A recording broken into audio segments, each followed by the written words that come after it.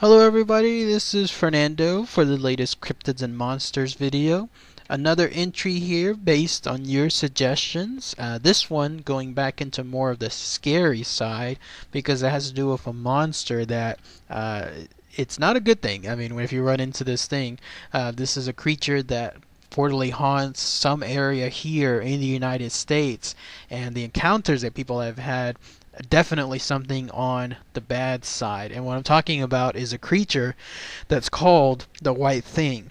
Now, before I go any further, the White Thing, it seems to be more of its basic name, because the interesting thing I read about all this information on this monster is that there are apparently different versions of it, so much so that people have mentioned it as having several different names. This could be the fact that there's multiple various types of white things, in other words different monsters altogether, and each one of them, the people that encountered them truly did have, I guess, different encounters with different monsters, and then that's why they have different types of descriptions. Or it could be something else entirely different. It could be a singular monster. It just happens to be able to change appearance or shapeshift or something along those lines. But for whatever purpose of this video, I'm going to go ahead and keep it simple and just say it as the White Thing. But it also goes by the name of a sheep squatch, also goes by the name of a mountain monster, and it also goes by the name of like a white devil or a white devil dog. So various interpretations of this particular monster. So what is it exactly? Well, again, it's like a large white creature, bear-like creature of some sort, that haunts the area there in West Virginia within all those mountains.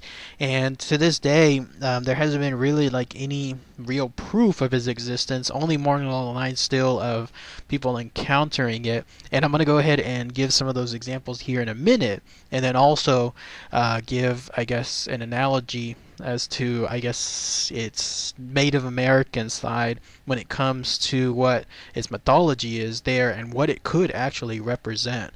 All of these things, though, are not good things. So definitely this is a monster or a creature of some sort that you do not want to encounter there in West Virginia. So what is it altogether? Well, the best description that I found was from a notation of a book called Monsters of West Virginia, and it was written by a lady called Rosemary Ellen Guiley.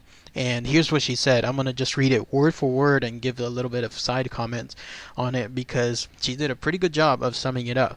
She said, white creatures are well known to the mountain folk of West Virginia. Like black mystery dogs, they roam isolated in wooded areas. They appear in various shapes. And note that again thing, in various shapes, and possibly large dogs and a lion. And it was stark white with long shaggy hair. White things are described also as resembling wolves, bears, cows, and even huge badgers. They are covered with long shaggy snow white or dirty white hair, and they often have immense jaws and fangs. They move at lightning speed, sometimes on two legs rather than four, and they apparently do this so fast that sometimes seem to have too many legs. Now here's where it gets a little bit crazier, a little bit more freakier. Their chilling screams sound like a woman being raped or murdered. That is not something definitely that you want to hear out in the middle of nowhere. To hear something like that, and that is their battle cry, like that is their war, that would give anybody the chills. So she continues, whatever they are bloodthirsty and attack without provocation. Now here's an interesting part with regards to those attacks. Apparently they can attack on the physical side when it comes to hunting for animals, but when it comes to actually hunting people, they attack, but they don't attack physically, and but the attack is still there. And here's what I mean. Here's what she says: the attacks are so real that people actually feel the beast's fangs tearing into their flesh. But when the attack is over, they are shocked to find not a mark on their body. However, the beasts rip up animals in the fashion of a werewolf, tearing out their throats, mutilating their bodies, and leave the corpses bloodless and without a trace of blood around. So interesting, no? Whenever it comes to anything involving humans, they still attack humans, but it seems to be more on the mental side. Like they project this pain, they project the attack itself, and when the person goes through this horrible experience, and then it's done, and then they suddenly realize, hey, nothing has happened to me. It makes them realize that there's something else going on. Is this like a spiritual creature? Is this something like metaphysical, something that can again project that kind of pain? Who knows? But again, with these encounters, it definitely leaves, at least mentally, a bad mark, because imagine living through that or experiencing that all in your head, the idea that something is tearing you apart and you feel it, like you feel your flesh being torn apart and your entrails or whatever being devoured, all that pain, and then you realize it's nothing. So it's crazy stuff. She continues with the fact that some of these white mystery beings are called again white devils, for they have red eyes and long, sharp claws, and are able to walk and run upright. She finally concludes by saying some of these beasts have a connection to cemeteries, not an aversion, and thus are death omen creatures. Let me tie in that last part with the Native American mythology. It has to do with a tie to Cherokee mythology, because apparently this creature has been around long enough for the Native Americans to realize it in, I guess, their culture. Here's what they have to say. In Cherokee lore, the sudden appearance of a white wolf, apparently that's how they refer to it, as a white wolf, heralds a magic premature death. Over time, the white wolf became a white dog in the Appalachian lore, and the dog is large and powerful in build, a handsome creature despite hair that is somewhat matted and unkempt, and the dog shows up in roads. It follows people home, and it sits from a distance from their dwellings as though waiting for someone. This white dog does indeed wait, not for a friend or a lost owner, but for a death.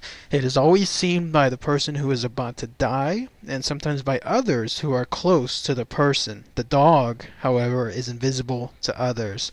Once the white dog appears, the person is marked for death and dies tragically within a few days or 2 weeks. So again, it ties into that bad omen that the other woman was just describing, the idea that if you see something like this, they are indeed death omen creatures. And did you catch that interesting part? It's the fact that only the people that are about to die see these creatures. Everyone else, there could be a group of them, like a group of friends around that person, maybe 5 other people, they won't see this white thing. They won't see this devil dog. So it's pretty freaky in nature. Imagine if you're a group of friends and one of them says, "Hey, you see that white dog?" And everyone looks around, they say no, and then he says, "It's right there. It's right, on the other side of the block." Then that's a bad thing. You're not in a good situation there altogether. Now, as far as actual encounters with this creature, the earliest, most modern one seems to be like in July of 1973. It was at a location called the TNT area of Point Pleasant, which interestingly enough was the very same location that the Mothman sightings went in their heyday back in the mid-60s. These encounters, though, with this white thing was in July 1973. And on top of that, these encounters, the people had with these things, they noted that this thing looked nothing like the Mothman. So separate monsters altogether, separate cryptids, who knows? There was another encounter in 1994. Well, actually, it wasn't an encounter in 1994. Instead, it was a guy, a 28-year-old man, who said of his encounter, and he said it then in 1994. He said that in his past, when he was a little kid, and when he was about 7 years old at the time, he was in his car with his family. They were driving somewhere, and while they were doing so, they described something as, and this is his description, mostly white, no wings, with real thick, shaggy hair following their car. And not only that, but it was following it as the car was going 65 miles an hour. He said the head was about 3 feet wide. And the way he described it, this creature suddenly appeared right alongside their car. And it was so perfectly matching the speed of the car, again, they're going 65 miles an hour, that it appeared as if it was floating through the air. It followed them for several moments, didn't do anything as far as actually harming the car or doing anything to the family itself. It only did this following for a couple of moments, and then it left as is. Crazy stuff. I mean, imagine seeing something like this, seeing a creature like you see pictured here, following your car. You're going 65 miles an hour. You think you're safe, and then this thing is right there matching at eye level right next to your passenger side window. Oh, that's crazy stuff. Another encounter had to do with in 1999, there were some campers who were at night, I guess, just doing the usual thing with camping, setting up some kind of camp for the night. And when they did so, they created a bonfire. The moment they did so, though, they heard something surrounding them, like something that was nearby. They could tell because it was some kind of animal that was snorting, giving that distinct sound that animals do whenever they're smelling something nearby. And they thought it was going to be a bear, and so wanting to make sure that this bear did not come around as close as possible, they tried to get things, I guess, done in a hurry and make sure that they could go back to camp.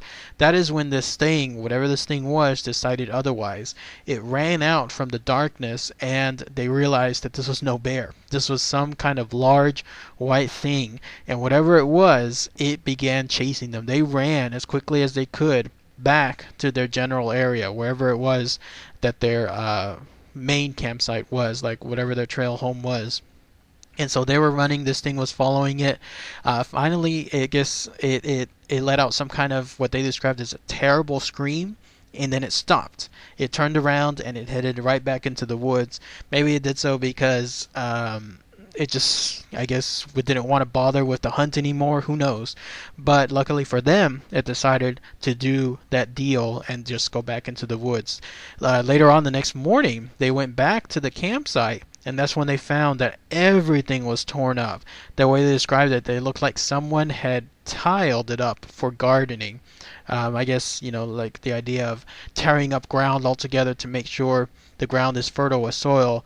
Imagine a campsite like that was perfectly clean, perfectly serene, and then all of a sudden it's turned almost inside out. That was the experience these people had with this thing. Crazy stuff. I'm going to go ahead and list another item. This was back in 1994, and what's notable is that this was an encounter done by a Navy seaman. He said that he witnessed a beast of some sort breaking through a forest. I guess it was storming through a forest. It was going fast of some sort, and he noted that it started to eat a mound of shroom caps that he found on the first floor. This white thing, whatever it was, whenever it came out, it got near a creek too. It began to drink from it, and he saw that it was just drinking. He didn't know what it was. He just continued staring at it, and then it moved onward towards a nearby road. And then, for whatever reason, this animal, maybe it detected him, maybe it saw that it was being watched, but it didn't care because it just moved on its own, and then it went behind some kind of brush. But the way he described it, again, a white thing, large, it was something that looked like a bear. It seemed to follow the same guidelines of all the other people's encounters with other similar white things. Nothing really major, though, with this particular encounter as far as like let's say a one-on-one meeting. No, nothing like that. Instead, it was just more of a casual observation from a distance, while at the same time getting a really good look at it. So, does anyone have any other interesting tales with this thing, whatever this white thing is? Again, it could be several different forms. Again, it's known as a sheep squatch. It could be known as a mountain monster. It could be known as the white devil. It could be known as the white devil dog.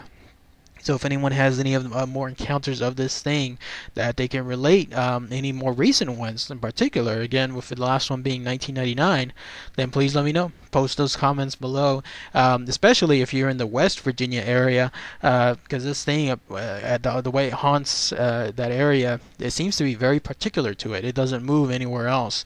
So if anyone is there in West Virginia and knows more about the stories tied to this thing, please let me know. Alright everybody, thanks again as always. Take care.